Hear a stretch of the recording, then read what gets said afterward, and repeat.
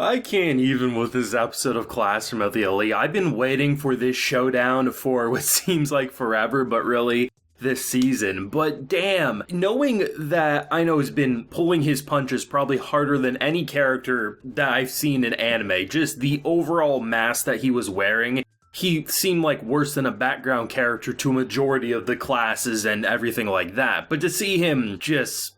Damn, there's a line in this episode that just completely shook me, how he just, in the middle, whether he was hitting or he was being hit, he would look at this man who has caused so much fear and be like, I just don't even know this fear that you're talking about. And I'm like, this dude had no goddamn chill to the point that he beat him so black and blue that he didn't stop hitting until he saw the face of fear. And once he finally did, I mean, it's like he got an aura from a JoJo show. Like, holy shit. This was a quality episode. The thing that actually caught me by surprise wasn't like how extreme the punches were or how bloody things would get at times. It was more so the choreography was just superb. It really felt like two characters punching each other and dodging. It just felt like a well choreographed kung fu movie at times. It was just awesome. But I think one of the sleeper hits of this episode, I mean, one of those aspects that are going to go overlooked is actually Kei's behavior, because this is a girl who's been bullied,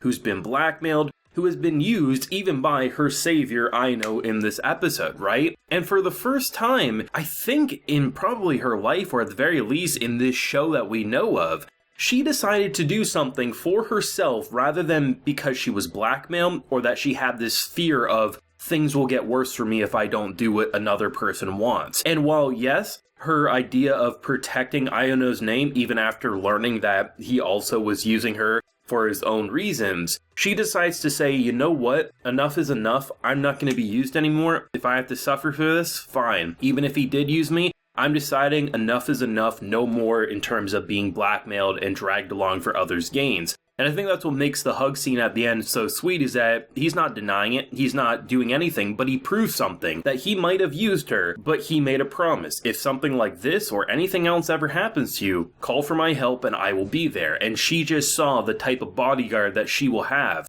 So her idea of living in fear really feels like for the first time she broke out of her shell. And I have to say, that is a great moment for her character, but most importantly, we got a badass moment with Aino, but also it felt like one of the biggest threats for so long. It just got beat black and blue, and I don't know where you go in the last episode of Season 2 to then transition into Season 3 next year.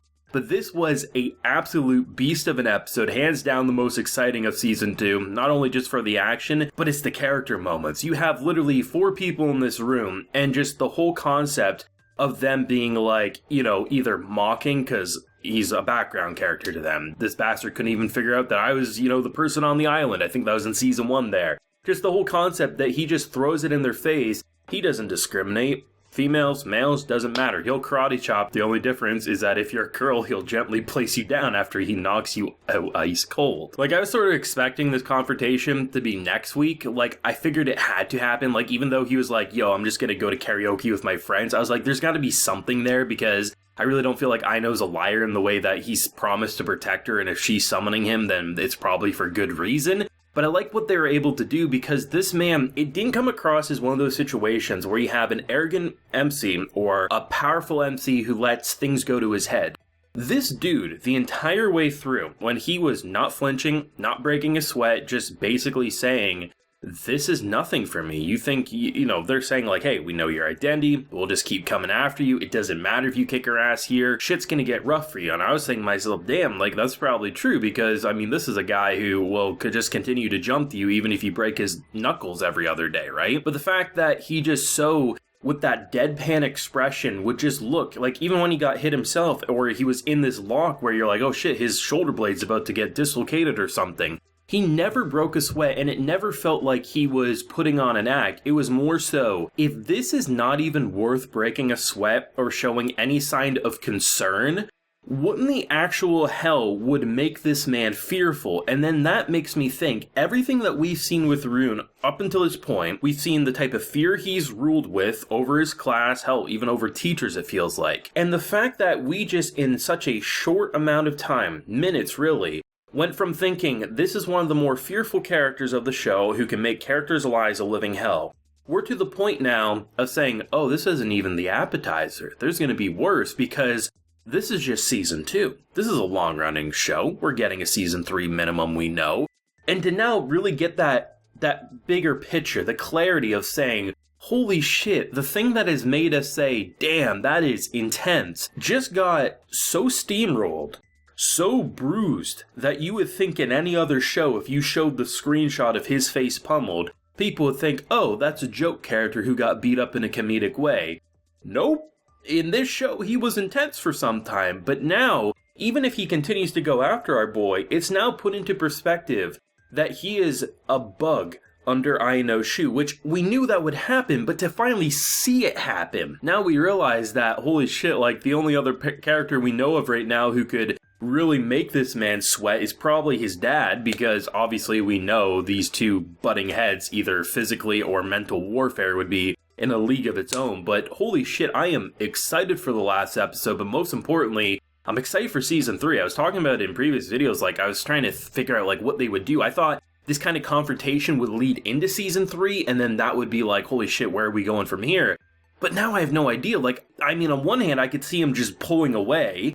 On the other hand, I could see him still trying to attack, but there's nothing this man can do. So now are we at the point where the whole school will know? I don't know, but either way, this is some excitingly brutal times we're living in with Classroom of the Elite, and I wouldn't have it any other way. I think episodes like these, and I think just in general the arc that we're in, is what made the wait for Classroom of the Elite so good, because it really feels like the attention was put here.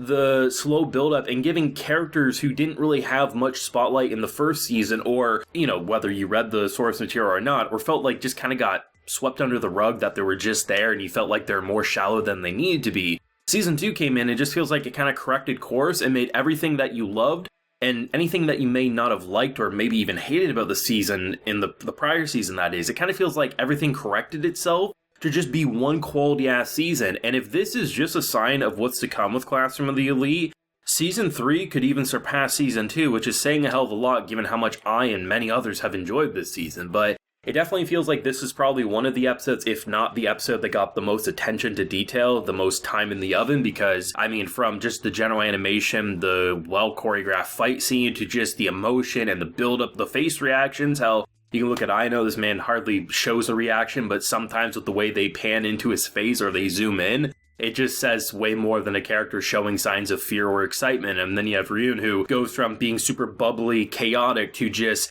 absolute weasel dog shit at the end there. And that was beautiful, if not intensely exciting to witness. But thoughts and feelings and theories, if you got any, on where we go from here, let me know what you're feeling. Leave a like if you enjoyed and subscribe if you're new around here. Till next time, everyone, please take care and have a good one.